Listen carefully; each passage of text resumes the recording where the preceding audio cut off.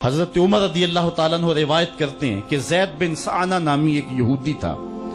جس کو حضور نے قرض دینا تھا۔ آقا کریم علیہ الصلوۃ والسلام دو جہاں کے مالک ہیں،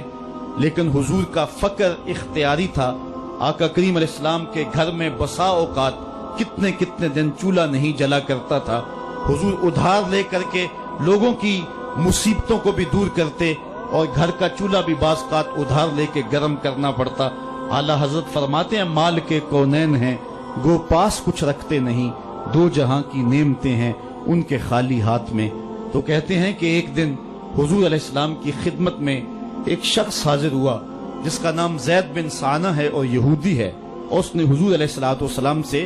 قرض کا تقاضا کیا، لیکن تقاضا اتنے سخت انداز سے کیا کہ اس نے حضور علیہ السلام کی قمیص کو پکڑ کے کھینچا بھی۔ تو حضرت عمر رضی اللہ تعالیٰ عنہ نے جب دیکھا تو بڑے گھور کے اس کی جانب دیکھا اور اس کو پیچھے ہٹاتے ہوئے کہا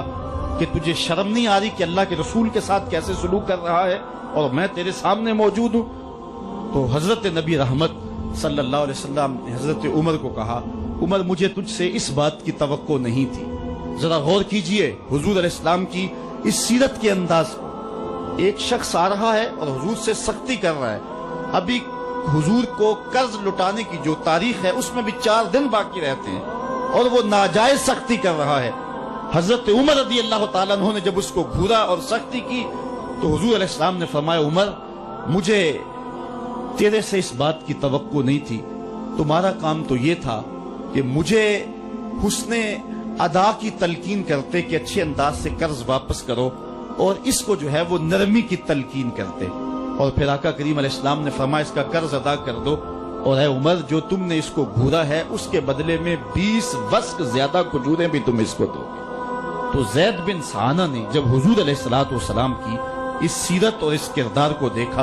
اور حضرت عمر رضی اللہ تعالیٰ عنہ 20 وسق اس کو کھجوریں دے رہے تھے، تو اس نے حضرت عمر کو بتایا کہ میں یہودی ہوں اور میں نے تورات کے اندر نبی آخر الزماں کی شان اور عظمتوں کے بیان کو پڑھا ہے،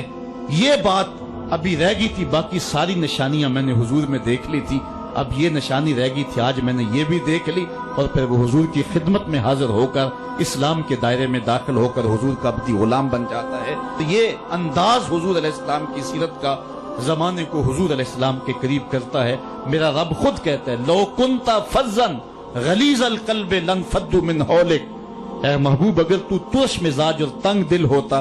تو اتنے لوگ تیرے گرد کبھی بھی جمع نہ ہو پاتے۔ کچھ ان کے خلق نے کچھ ان کے کردار نے کر لی، مسخر ساری دنیا شہ ابرار نے کر لی۔ حضور علیہ السلام کے پیار نے زمانے کو اس قدر قریب کر دیا کہ وہ حضور علیہ السلام پہ جانیں قربان کرنے کے لیے ہمہ وقت مستعد اور فعال رہتے تھے۔ جتنا پیار انہوں نے حضور سے کیا ہے کائنات میں اس کی دوسری کوئی مثال نہیں ملتی ہے۔ ایک شاعر کہتا ہے اپنے محبوب کا ذکر کرتے ہوئے، وہ کہتا ہے حافظ شیرازی نے غالباً کہا ہے کہ میرے جیسا محب زمانے میں کوئی نہیں، اس لیے کہ تیرے جیسا زمانے میں محبوب بھی تو کوئی نہیں۔ اگر صحابہ جیسا عاشق تمہیں زمانے میں نہیں ملتا تو محبوب جیسا کوئی صورت و سیرت میں حسین بھی تو زمانے کے اندر تمہیں نہیں ملے گا۔ حضرت سیدنا انس کے لفظ کان رسول اللہ صلی اللہ علیہ وسلم احسن الناس، حضور لوگوں میں سب سے زیادہ حسین ہے۔ اور دوسری بات کان رسول اللہ اجود الناس، حضور سب سے زیادہ سخی ہیں۔ ایک شخص حضور کی خدمت میں حاضر ہوا اور اس نے سوال کیا، 2 پہاڑوں کے درمیان جتنی جگہ ہوتی ہے اتنی بکریاں تھیں حضور کے پاس، حضور نے ساری اس کو عطا کر دی۔ وہ واپس جا کے اپنی قوم سے کہنے لگا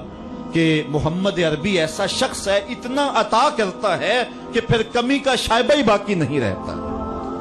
تیسری بات حضرت انس فرماتے ہیں کان رسول اللہ صلی اللہ علیہ وسلم احسن الناس واجود الناس واشجع الناس، کہتے ہیں کہ حضور جتنے دلیر تھے جتنے بہادر تھے، کائنات کے تر اتنا بہادر ہم نے کوئی نہیں دیکھا۔ مولا کائنات فرماتے تھے جب جنگ کی بھٹی گرم ہوتی تو ہم دیکھتے کہ سب سے آگے بڑھ کر حملہ کرنے والے محمد عربی ہی ہوا کرتے تھے اور ہم حضور علیہ السلام کی اوٹ میں ہوا کرتے تھے۔ آقا کریم علیہ السلام نے اپنی زندگی میں اپنی تلوار سے اور اپنے نیزے سے جو ہے وہ کسی کو قتل نہیں کیا ہے، صرف ابی بن خلف وہ بد نصیب شخص تھا جس نے کہا تھا کہ میں نے گھوڑا رکھا ہے جس کو 16 رتن مکئی کے دانے روز ڈالتا ہوں اور اس گھوڑے کے اوپر سوار ہو کے میں آؤں گا اور اے محمد معاذ اللہ آپ کو شہید کر دوں گا، تو حضور علیہ السلام نے فرمایا اللہ نے چاہا تو میں تجھے قتل کروں گا۔ اور پھر غزوہ احد کے موقع پہ جب وہ آیا، کہنے لگا کہ میرا راستہ چھوڑ دو، اور پھر وہ گھوڑا لے کر کے آگے بڑھا۔ صحابہ آگے بڑھنے لگے تو حضور نے فرمایا پیچھے ہٹ جاؤ۔ حضرت حارث بن سما سے حضور نے چھوٹا سا نیزہ لیا اور آگے بڑھ کے اللہ کے محبوب علیہ السلام نے اس کے گلے کے قریب اس کا ہلکا سا کچوکا دیا اور چھوٹا سا زخم اس کی گردن پہ لگا تو وہ بھاگتا تھا اور چیختا تھا اور کہتا تھا کہ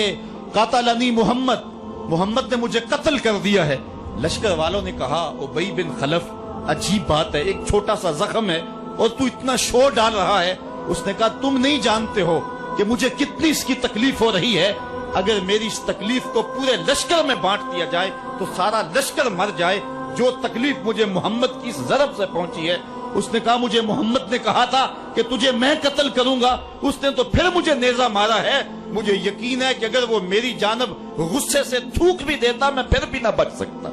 تو یہ حضور علیہ الصلوۃ والسلام کی جو ہے وہ دلیری اور بہادری کے قصے ہیں کہ آقا کریم علیہ السلام کی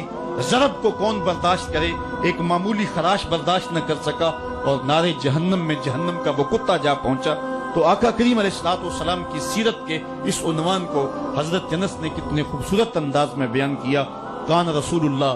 صلی اللہ علیہ وسلم احسن الناس واجود الناس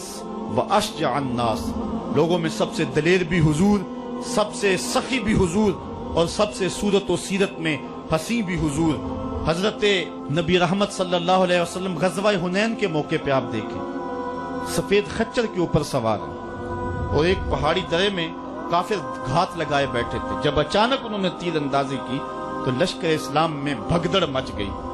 اس وقت حضور تھے جو خچر کو آگے بڑھا رہے تھے، حضرت عباس رضی اللہ تعالیٰ عنہ رکاب تھامے تھے اور آقا کریم کہہ رہے تھے انا نبی لا کذب انا ابن عبد المطلب، میں نبی ہوں اس میں کوئی جھوٹ نہیں، میں عبد المطلب کا بیٹا ہوں۔ تو حضور علیہ السلام کا یہ انداز کہ جب میدان کے اندر بھگدڑ مچی ہے تو سب سے آگے بڑھ کر کے کفار پر حملہ کرنے والے سفید خچر کے اوپر مصطفیٰ ہیں۔ علماء نے حضور کی بہادری کے اس قصے کو بیان کرتے ہوئے فرمایا جنگوں میں خچر کا سفید ہونا، ایک تو خچر کا ہونا بہادری پہ دلیل ہے اس لیے کہ گھوڑے رکھے جاتے ہیں کہ بھاگنا آسان ہو، اور دوسرا مٹیالے رنگ کے جو ہیں وہ جانوروں کی سواری کی جاتی ہے، یہ فوج کی وردی کا رنگ مٹیالہ، اس کی حکمت بھی یہ ہے۔ لیکن آقا کریم علیہ الصلوۃ والسلام سفید خچر پہ جو ہے وہ سوار تھے۔ حضور اتنے شجاع تھے، اتنے بہادر تھے، میدان میں بھاگنے کے لیے نہیں آتے تھے بلکہ حضور کفر کے چھکے چھڑانے کے لیے میدان میں داخل ہوا کرتے تھے۔ آقا کریم علیہ الصلوۃ والسلام کی سیرت کا وہ کون سا پہلو ہے اور وہ کون سا رنگ ہے جس نے معاشرے کو روشنی اور معاشرے کو اجالا نہیں دیا؟ آج میرے اور آپ کے آقا و مولا کی یہ سیرت ہمیں حضور علیہ الصلوۃ والسلام کی محبت کا حقدار بنائے گی۔ حضور اس دنیا کے اوپر مکارم اخلاق کی تکمیل کے لیے جلوہ گر ہوئے اور قرآن آپ کے خلق کی گواہی ہے، اس لیے حضور کی سیرت کو اپنانے کا تقاضا یقیناً آج کی اس بابرکت محفل میں آج کا یہ اجتماع ہم سے کر رہا ہے۔ ہم اپنی زندگی کو اور طرز حیات کو حضور کی سیرت کے سانچے میں ڈھال کر کے زندگی کی ایک ایک سانس اور ایک ایک لمحہ حضور کے نام پہ گزار دیں گے۔ اور آقا کریم علیہ الصلوۃ والسلام نے جس انداز سے اپنا خوبصورت زمانہ اور حیات ظاہری کا وقت گزارا اور ہمارے لیے روشنی چھوڑی، وہ قیامت تک آنے والی نسلوں کے لیے ایک اجالا ہے۔ امت مسلمہ بھانج نہیں ہے کہ اس کو عبادات کا طریقہ کسی اور جگہ سے لینا پڑے اور حسن اخلاق کسی اور جگہ سے لینا پڑے، اس کو قوانین کسی اور جگہ سے لینے پڑے اور ان کو جو ہے وہ اپنی عائلی زندگی کا نظام کسی اور جگہ سے لینا پڑے۔ ہماری زندگی کے سارے نمونے مصطفیٰ کریم کی ذات میں موجود ہیں۔ میرے رب نے کہا لَقَدْ كَانَ لَكُمْ فِي رَسُولِ اللَّهِ أُسْوَةٌ حَسَنَةٌ، حضور کی زندگی تمہارے لیے بہترین نمونہ ہے۔ اللہ حضور کی زندگی کا نور ہمارے من میں اتار دے، ہمارے باطن کو حرارت اور نور اور اجلا پن نصیب کرے۔ کار ما آخر شدو آخر ز ما کار نشد، مشت خاک ما غبارے، کوچہ یار نشد و آخر دعوانا ان الحمد